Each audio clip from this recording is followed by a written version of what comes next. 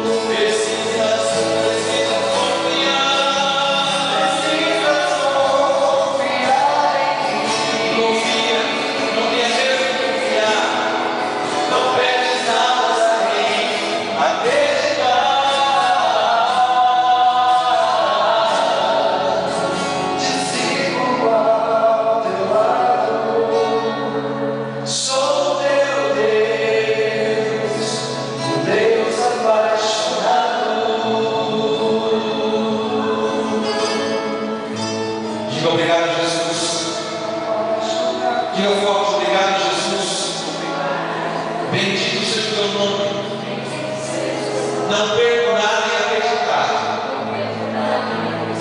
neste teu grandioso amor.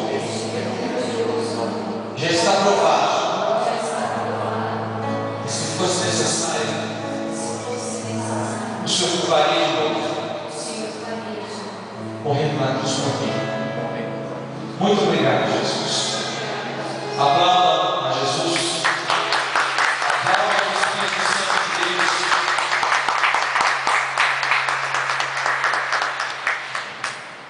Nós vivemos um tempo em que nós precisamos dessa certeza de que, em meio a tanto ódio, tanto mal, nós vamos mostrar para o mundo que o amor é possível.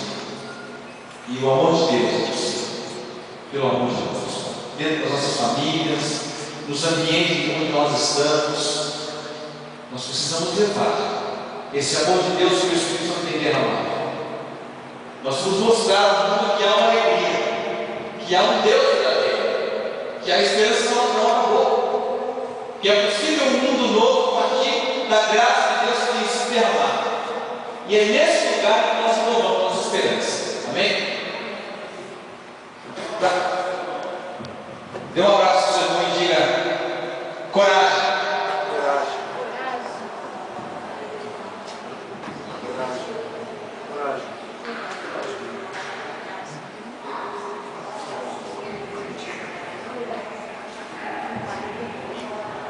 Ninguém te chama. Pode ser